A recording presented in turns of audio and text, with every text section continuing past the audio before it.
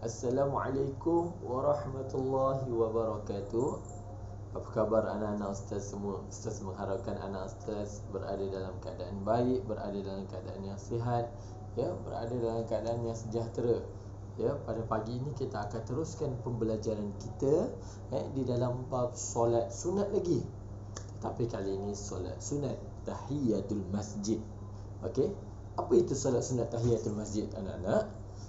Ustaz akan ringkaskan video ini supaya video ini dapat kita ilmu-ilmu yang penting terus masuk ke dalam video sahaja. Okey.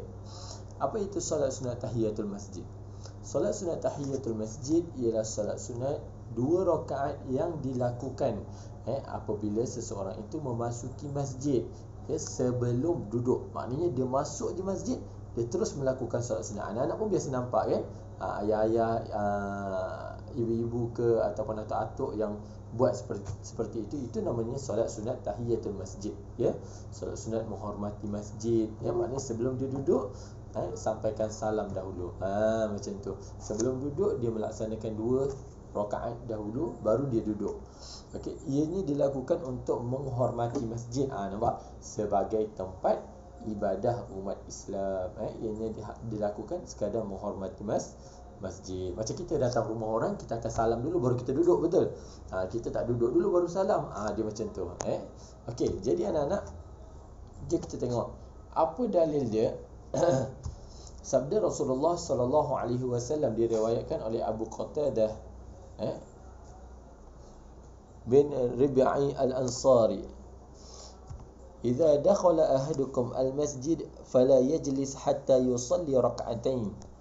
Yang mana apabila salah seorang itu daripada kamu masuk ke dalam masjid, maka janganlah kamu duduk hingga kamu solat 2 rakaat. Alright anak-anak. Okey. Sehingga kamu solat 2 rakaat, jangan kamu duduk. Itu dalil dia. Okey, jom kita lihat muka surat sebelah. Apa kaifiat dia? Kaifiat sama anak-anak. Semua solat semua sama kaifiat dia. Fatihah dan sebagainya itu sama. Niat pun sama. Yang berbeza macam Ustaz ajar dekat dalam kelas kan, Ustaz dah tekankan banyak kali, semua niat semua sama.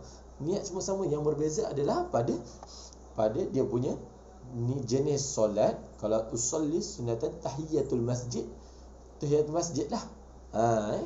Rakaatain ni bilangan rakaat dia. Itu sahaja. Solat sunat. Faham? Rakaatain ni lillahi ta'ala. Yang bezanya hanyalah pada jenis solat tu. Solat apa awak nak buat? Contohnya duha. Duha sebut duha. Tahiyatul masjid sebut tahiyatul masjid. Solat sunat tasbih sebut solat sunat tasbih dan sebagainya. Yang selebihnya tu sama. Kaifiat yang lain macam Ustaz terangkan dekat dalam kelas, semuanya sama. Okey, jadi anak-anak jelas ya. Mana-mana anak yang tak jelas boleh terus hubungi Ustaz secara personal dekat Telegram ataupun dekat WhatsApp. Kalau nak bertanya boleh ya. Okey.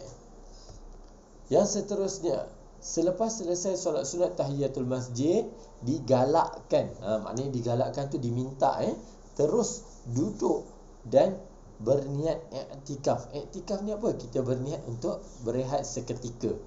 I'tikaf, kita niat i'tikaf untuk berehat seketika. Apa lafaz niat i'tikaf? Nawaitul i'tikaf fi hadzal masjid sunnatan lillahi ta'ala. Maknanya ini kita niat i'tikaf anak-anak. Kita niat i'tikaf bila kita duduk berehat, maknanya kita berehat dalam keadaan kita mendapat pahala. Maknanya kita tak duduk kosong. Kita tak duduk kosong, kita dah duduk pun dapat pahala sebab kita dah niat i'tikaf. Sahaja aku niat i'tikaf di dalam masjid ini kerana Allah Ta'ala. Faham? Apa yang anak-anak boleh lakukan? Nak baca Al-Quran ke, berzikir ke, anak-anak duduk untuk berehat sementara menunggu zuhur ke. Tak kisahlah anak-anak tunggu untuk apa pun, kalau anak-anak niat i'tikaf dapat pahala. Okey, kita tengok apa hikmah solat sunat tahiyatul masjid ni.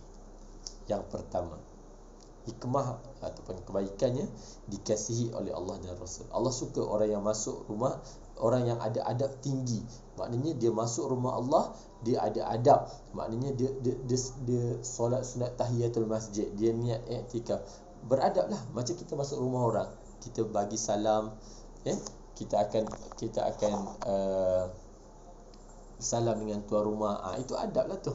Yang kedua akan mendapat pahala, dan yang ketiga mendidik diri menghormati rumah Allah. Ya. Jangan bukan sekadar rumah Allah je. Kita pergi rumah orang pun macam tu kita buat, apatah lagi kita buat pada rumah Allah. Boleh anak-anak? Itu Ustaz nak tekankan untuk solat sunat tahiyatul masjid. Kali ni kita fokus untuk solat sunat tahiyatul masjid. Sekiranya anak-anak ada masalah, ada problem dengan pembelajaran kita bab tahiyatul masjid ni, anak-anak boleh terus roger Ustaz dekat dalam Telegram ataupun dalam WhatsApp. Boleh? WhatsApp je terus. Boleh ya?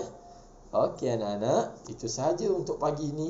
Pembelajaran kita hari ni apa? Solat sunat tahiyatul masjid. Wallahu a'lam. Wa sallallahu ala sayyidina Muhammad wa ala alihi wa sahbihi wa baraka wa sallam. Walhamdulillahi rabbil alamin.